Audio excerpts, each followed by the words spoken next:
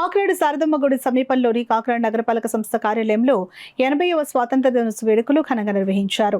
నగరపాలక సంస్థ commissioner NVV Satyanarayana జాతీయ జెండాను ఆవిష్కరించి జెండా వందనం చేశారు. అంతకుముందు జాతిపిత మహాత్మా గాంధీ, భారత రాజ్యాంగ నిర్మాత డాక్టర్ బిఆర్ అంబేద్కర్ చిత్రపటానికి పూలమాలలు వేసి నివాళులర్పించారు. ఈ సందర్భంగా నిర్వహించిన సభలో కమిషనర్ మాట్లాడుతూ స్వాతంత్ర సమరయోధుల త్యాగాలను స్మరించుకుంటూ వారి ఆశలకు అనుగుణంగా కాకినాడ నగర అభివృద్ధికి ప్రతి ఒక్కరూ కృషి చేయాలని పిలుపునిచ్చారు.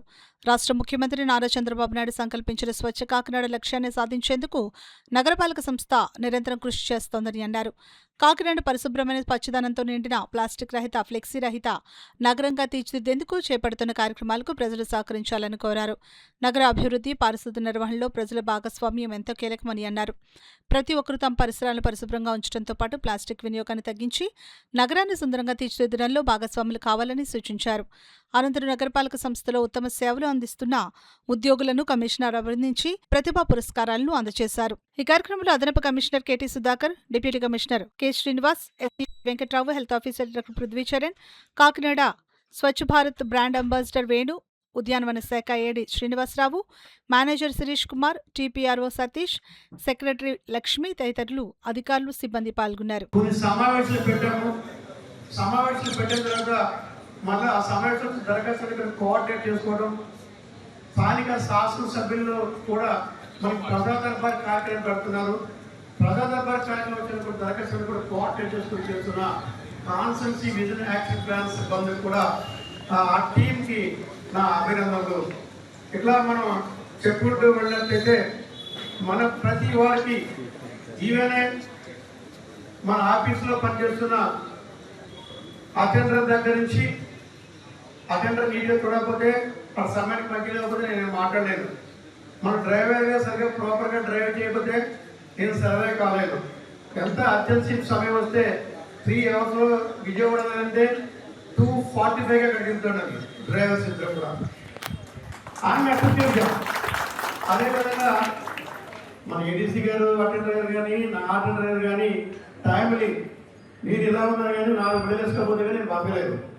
సో టైంలీ ట్యాబ్లెట్ ఇవ్వడం అంటే ఇక్కడ మరో విధంగా చెప్పడం కాదండి, వారు చేస్తున్న సేవల్ని మనస్ఫూర్తిగా అభినందిస్తున్న తప్పించి మరో విధంగా చెప్పడం కాదు. అంటే ఒక వ్యక్తి చేస్తున్న సర్వీస్ని అధికారి ఎప్పుడు మనసులో పెట్టుకుంటాడండి. మనం అనుకుంటాం ఆ సమయం ఏదో పక్కన పడ్డారు, నేను చిరాకు పడ్డారు, ఆ సమయం కూడా తప్పించి ఆ 1 మినిట్, ఆ 1 సెకండ్ మనిషి యొక్క విధానం తీసేస్తే మనిషి ఎప్పుడు కూడా వెన్నలాంటి మనసు మనిషి.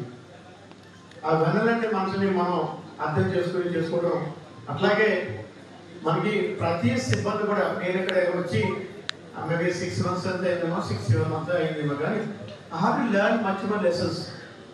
ఇంత మంచి హృదయాల్లో నాకు లభించడం, మీ మనసులో కాస్త పుస్తకాలు కొంచెం ప్లేస్ ఉంటే అది కొంచెం ఎక్స్పెక్ట్ చేసి ఇంకొంచెం మీ మనసులో ప్లేస్ ఇస్తారని, but not otherwise just positive mind తీసుకుని ఇంకా నేను చేస్తున్న ఈ కృషికి మీ అందరూ సహకారం అందించి బీ పాజిటివ్. ఏదో ఒక్క నిమిషంలో ఆ ఫైల్ సంతృప్తి కూడా చూస్తున్నాను ఆపడం ఏదో 1 సెకండ్లో జరుగుతుంది, 1 or 2 files, కానీ ఎవరిని కూడా నేను ఉద్దేశించి ఇప్పుడు I never have any mind of negative thought అనేది నా జీవితంలో లేదు, నా జాతకంలో లేదు. కాబట్టి మీరందరూ కూడా పాజిటివ్గా ఉండి ఈ రోజు నుంచి మీ మనసులంతా మార్చుకొని మీ కాకినాడ మీ బాధ్యత, మీరు మన కరెక్ట్గా చెప్పిన మన కాకినాడ మన బాధ్యత అనేది ఈ విధంగా తీసుకుని అందరూ కూడా బాగా కాకినాడ అభివృద్ధికి పనిచేస్తారని, త్వరలోనే మన కొత్త కార్యాలయం కూడా పనిచేస్తారు ఎస్సీ గారు. మరి మన ఆగస్టు 15 జనవరి 26న అక్కడ మన జెండా విధంగా చేస్తారని మీ అందరినీ కోరుకుంటూ మరొకసారి అవార్డు పొందిన అందరికీ పేరు పేరున నమస్కారాలండి.